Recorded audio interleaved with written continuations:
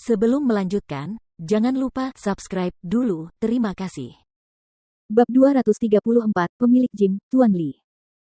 Jordan baru saja dengan berani mengatakan melalui telepon bahwa dia akan membeli tempat kebugaran ini.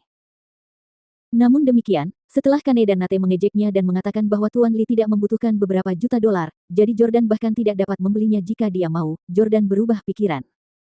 Dia mengatakan bahwa dia tidak akan membelinya. Di mata Kane dan Nate, Jordan jelas-jelas bersikap pengecut dan hanya berpura-pura tampil mengesankan. Jadi, Kane dan Nate tidak bisa berhenti tertawa dengan mulut terbuka lebar. Hahaha, bocah pang ini lucu sekali. Sayang sekali kamu bukan pelawak. Tidak buruk.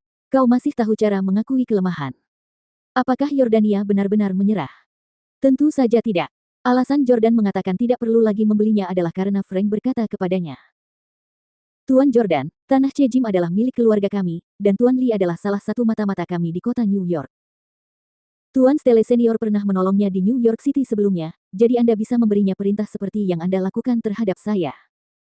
Itulah alasannya.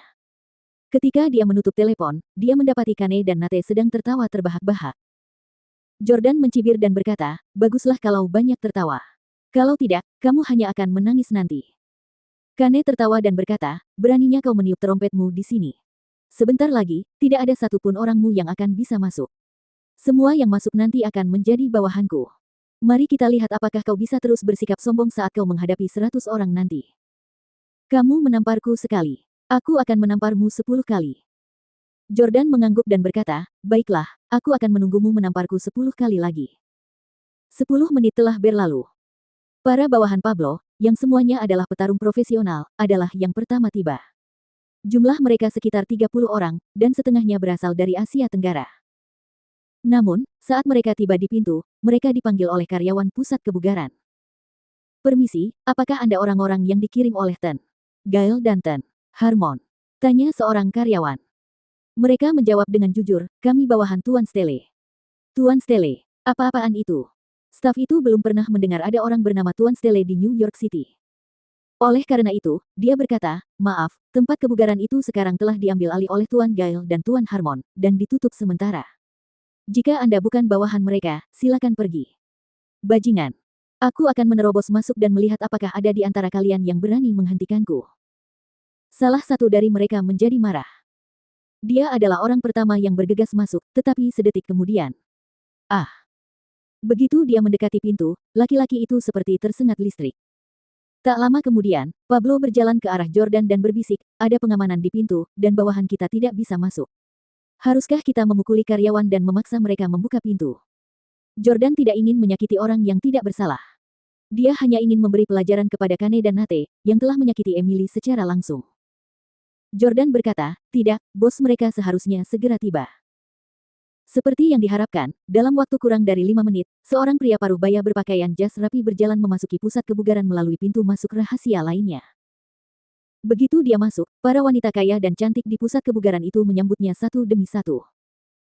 Tuan Lee, sudah lama kita tidak bertemu, dan Anda menjadi lebih gagah dari sebelumnya. Tuan Lee, ada banyak orang di luar. Pasti semuanya akan baik-baik saja, kan? Ada perkelahian di meja biliar. Tolong selesaikan. Tuan Lee tersenyum dan membungkuk kepada pelanggannya. Sudah lama tak jumpa, Nona Joan. Jangan khawatir, Bella, semuanya akan baik-baik saja. Saya akan mengurusnya sekarang. Kalian lanjutkan saja latihan kalian. Kalian tidak akan diganggu. Setelah Tuan Lee menanggapi pelanggannya dengan tersenyum, wajahnya berubah sangat cemberut. Melihat Tuan Lee menyerbu ke arah mereka dengan marah, Kane menepuk Nate dan berkata, lihat, Tuan Lee tampaknya sangat agresif. Nate tertawa dan berkata, itu sudah pasti. Semua orang tahu bahwa dia memiliki jumlah klien wanita cantik terbanyak, dan sebagian besar wanita cantik di sini adalah selebriti. Namun, seseorang berani membuat keributan di tempat kebugarannya. Orang itu pasti ingin mati. Sepertinya Tuan Lee akan memberi pelajaran pada bajingan ini tanpa campur tangan kita. Tuan Lee berjalan mendekat, dan Kane serta Nate segera mengulurkan tangan untuk menyambutnya. Tuan Lee. Tuan Lee.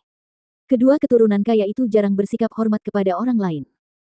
Tuan Gail, Tuan Harmon, kata Tuan Lee sambil mengangguk. Kane segera mengeluh kepada Tuan Lee sambil menunjuk ke arah Jordan. Tuan Lee, ini bajingan tak punya uang yang menerobos masuk ke sini untuk membuat masalah. Mereka berteriak keras, dan mereka bahkan menakut-nakuti pelanggan Anda. Nate menimpali, ya, Bibi Mitch, Ele baru saja bekerja di sini, tapi dia takut padanya.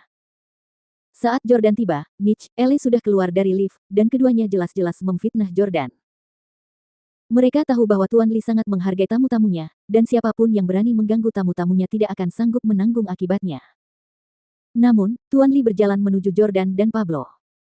Kane dan Nate menonton dari samping, siap menyaksikan pertunjukan yang bagus. Namun, ketika Tuan Lee berjalan di depan Jordan dan Pablo, dia bertanya dengan hormat, bolehkah saya bertanya siapa di antara kalian yang bernama Tuan Stelle? Tuan Lee baru saja menerima telepon dari Frank dan bergegas ke sini. Jadi, dia belum pernah bertemu Jordan sebelumnya. Benar. Jordan melirik ke arah pihak lain, jadi, Anda Tuan Lee. Panggil saja aku Little Lee, kata Tuan Lee dengan hormat, menelan harga dirinya. Kane dan Nate membeku di tempat. Lee kecil. Tuan Lee benar-benar menyebut dirinya Little Lee di depan Jordan. Tuan, Anda sudah berusia 40 tahun. Bahkan keturunan kaya seperti Kane dan Nate harus dengan hormat memanggilnya Tuan Lee ketika mereka bertemu dengannya. Akan tetapi, dia bahkan berbicara begitu rendah hati di hadapan Jordan.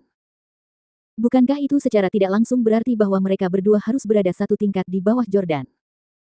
Tuan Lee berkata dengan takut, saya tidak tahu Anda ada di sini, Tuan Jordan. Saya minta maaf karena tidak bisa menghibur Anda dengan baik. Bolehkah saya bertanya apa yang Anda ingin saya lakukan? Tuan Lee sedang dalam suasana hati yang rumit saat itu. Ia tahu bahwa Jordan telah berseteru dengan dua orang kaya di New York City, dan tak satu pun dari kedua pihak ini yang bisa dianggap enteng. Namun, dia harus mengambil sisi hari ini, jadi dia memilih untuk berdiri di sisi Jordan. Jordan berkata, buka saja pintunya untukku dan biarkan bawahanku masuk. Kau tidak perlu repot-repot dengan yang lainnya. Tuan Lee segera menjawab, ya. Tuan Lee kemudian segera pergi ke pintu dan memerintahkan karyawannya, lepaskan perangkat keamanan itu segera. Karena bos mereka telah memberikan perintah, mereka tidak berani untuk tidak patuh dan segera menyingkirkan perangkat keamanan. 30 orang itu menyerbu masuk. Pada saat itu, Ten Lee juga berkata kepada pelanggan wanita lainnya di pusat kebugaran, maaf, semuanya. Ten Jordan harus menggunakan pusat kebugaran saya untuk menangani beberapa urusan pribadi. Maaf mengganggu latihan Anda. Silakan keluar. Saya akan memberikan kompensasi yang sesuai untuk Anda. Namun, tidak ada satupun pelanggan wanita yang ingin pergi. Tuan Lee, apakah pemuda tampan itu teman Anda? Tuan Jordan. Saya tidak tahu kalau dia juga keturunan. Bisakah Anda mengenalkannya pada kami? Tuan Lee, bisakah Anda berbicara dengan teman Anda dan memintanya untuk datang ke sini untuk menjadi pelatih sesekali? Saya ingin mempekerjakannya untuk menjadi pelatih pribadi saya. Tuan Lee tercengang. Apa yang terjadi?